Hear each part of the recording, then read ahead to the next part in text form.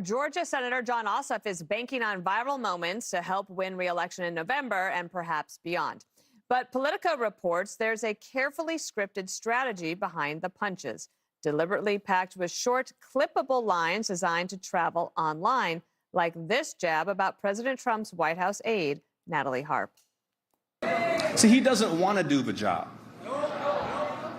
He wants to build his ballroom and travel with Natalie on their apparently defenseless flying palace gifted by the Emir of Qatar. And now Senator Ossoff trying to clean up what he said when Jen Psaki pressed him on why he even brought up her name. We're in wartime.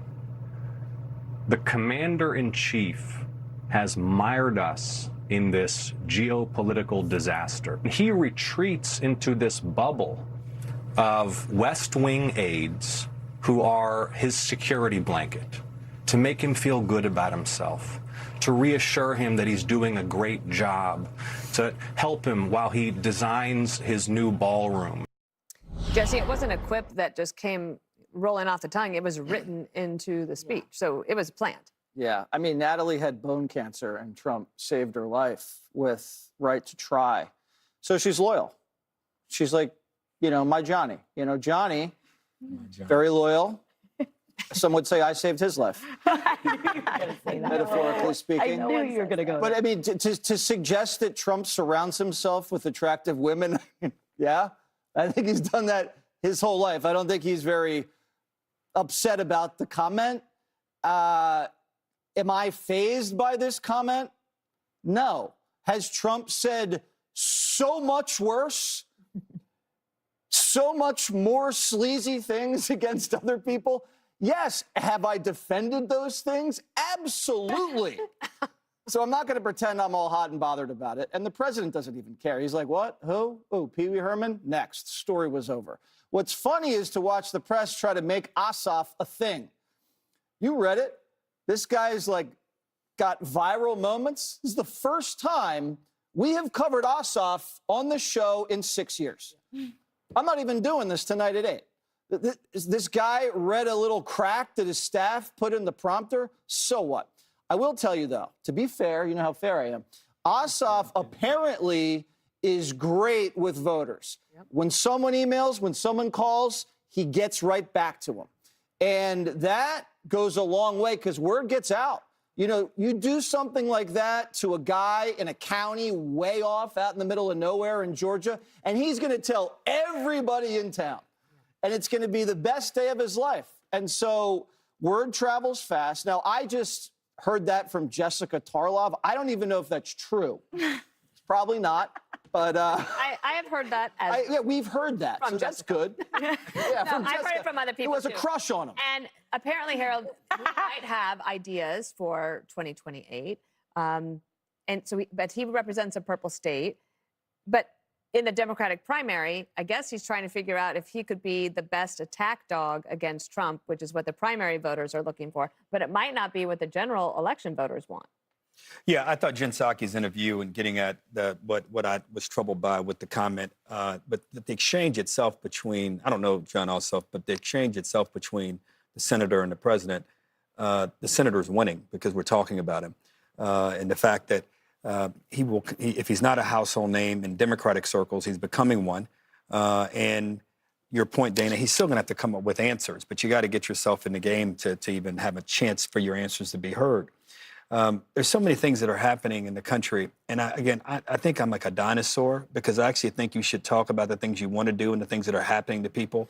I mean, there's nothing wrong with him talking about the ballrooms. There's no need to bring up that young lady's name. I mean, the fact that the president's built more ballrooms and he's built homes for the American people, that's the thing you should be going after. The fact that it costs more to borrow, which means that businesses are going to have a hard time hiring and investing across the country. That's what I'd be talking about. Then talking about the answers to them. Because at the end of the day, it's great to get an applause line, to go to a rally and say, great, great, great. But then you get back in your car and you go to the grocery store and beef is selling for $15 a pound.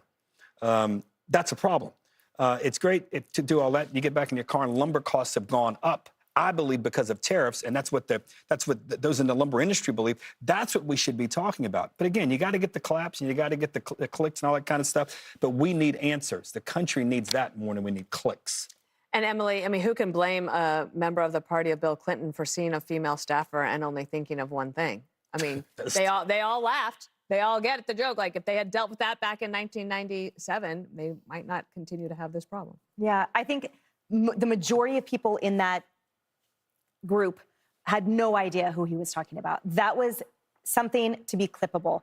And in the analysis of who this senator is interesting to me because people say his ability to go viral is what is making him stand out as this candidate for the party, that they want someone that can sort of rise above the rest and like make noise.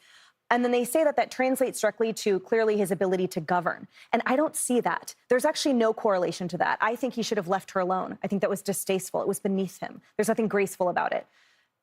And she, of anyone, deserves to be left alone, especially by someone like him. I'll note this. When I looked into him further, I was actually pleasantly surprised to learn that he is prolific as a legislator, a bipartisan one, and that he has teamed up with many Republican senators to be the most prolific freshman senator pushing legislation out there in standalone bills on opioids and prison and veterans affairs and things that infrastructure, things that everyone can get behind. So why is it to me that he is now ringing some bell that only goes toward a tiny fraction of the social media people? And then to your point, in the general election, hopefully we'll be actually hallmarking, look, I'm the person that will get things done. But I'm not sure when this will be retired by the Democrat Party of like, it's actually not about Trump. It's not about attacking Trump. At some point, it's about Americans. And I think no Democrat has yet to see that. The media really did come out to try to gin up this story and help him get the moment he wanted. But that's exactly right, because Emily, I think you're right. I think the average person doesn't understand this when they hear that, right? But I think that's exactly why he did it almost, because he didn't want people to talk about it. He wanted the media to talk about it. And to get this comment, you need minimum 7 hours of screen time a day. Like I understood it. I got too much screen time. We all kind of need to have a lot of screen time for the job that we do. Right. You have to be so online to be like, Natalie, I know who that is. Yeah. The average, he was, but the media, there's nothing that we love more to be like, I got it, did you? You know, like, well, I know why that was so, because I know who Natalie is, do you? And he knew that the people he wanted to talk about it would talk about it, because we know who Natalie is. And we have to tell everybody who Natalie is, in case you didn't know who she is. Maybe you didn't get why that was. It was kind of like the perfect setup, because he didn't care people talk about it. He wanted us to talk about it. He wanted the media to talk about it, and look what happened.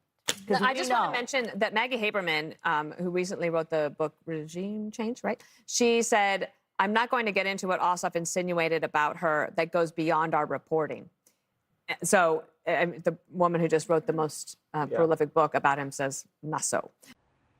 Be sure to like and subscribe for all the Fox News latest on YouTube, and catch full shows streaming now on Fox One.